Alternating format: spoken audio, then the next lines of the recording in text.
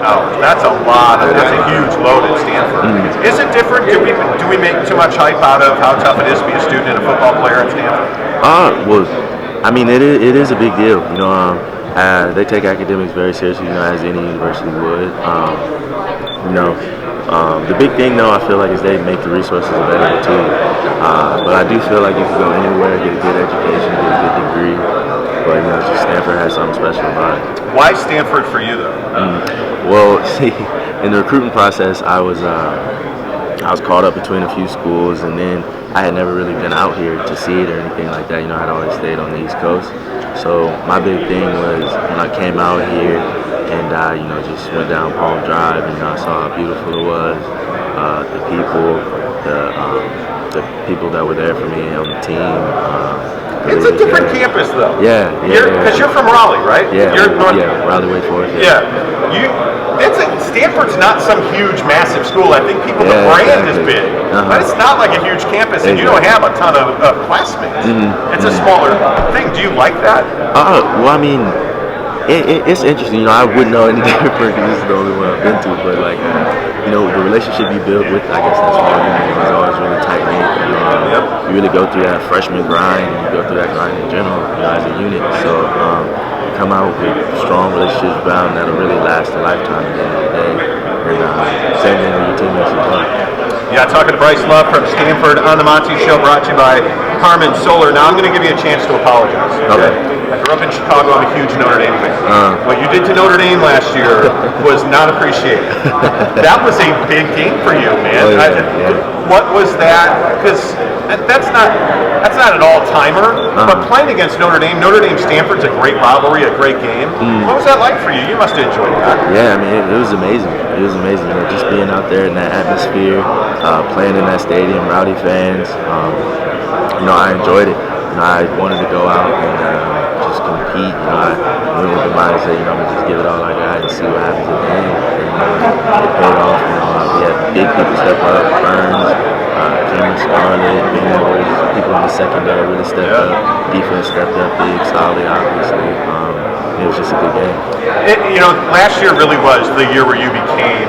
I think you really emerged. I don't like saying you had a breakout year, but I think that's the year where you really established yourself.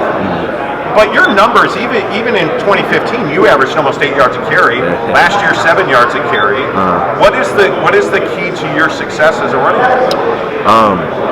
Well, I keep that chip on my shoulder. I feel like I have so much more to give, so much more to prove. Just that competitive nature of wanting to be the best that I can be. And at the end of the day, it drives you to do the little things, which is one of the things Coach Gould really stresses with us is really the little things of being a running back, ball security, not taking too many steps, patience behind the line, and footwork for the run play. I mean, it's just the little things, trying to be the best at that and then going from there.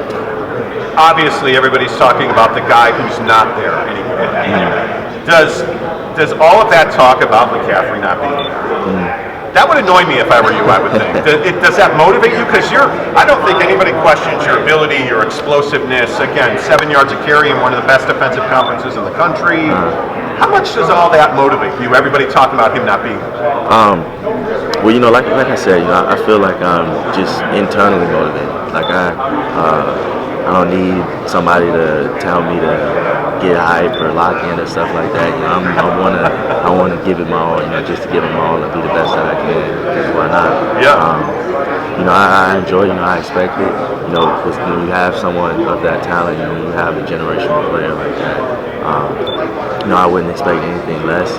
I'm just ready to go out and do what I can. So before I let you go, you were telling me your major is human biology. Yeah. Human biology. Let me ask you, what do you want to be when you grow up? Well, I want to work in pediatrics and go back home, maybe start a practice back there, just general care, something like that. Go back to school after football, post-back, finish things up, and go from there.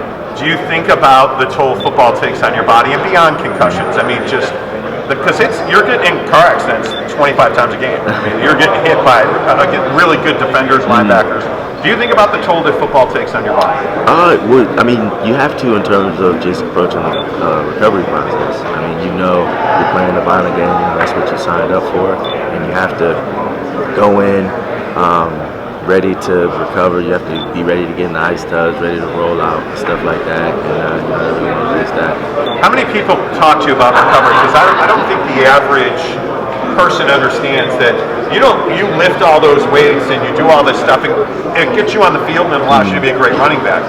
But I think a lot of that is about recovery. Yeah. Because your game changes when you're unable to recover for Saturday. That changes your game. Yeah, and that's one of the big things that Christian stressed. Keller really stresses it. Joy out there, Solid, all of them are really, really, really good at recovery. And it is a big part of it. You can't go in and just expect your body, even after a week of practice, to just pop back into shape. On Saturday, if you don't give in, it's a big thing Coach Turley really stresses too, is you get what you put in. So if you don't put in the recovery work, you don't put in the extra work, then you're not going to get the payoffs, you're not going to reap the benefit. Dr. Bryce Love. How soon will that be? How soon? I mean, that's, you look at the smile on your face. That's really exciting for you. It is. After a professional career, I'm really looking forward to it. Nice. Well, good to meet you. Stay healthy, man. Have a great year. Thank you. Good times, dude. Thanks for stopping by. No problem. Yeah, thank you. Yeah, you bet. Have a good year. Appreciate it.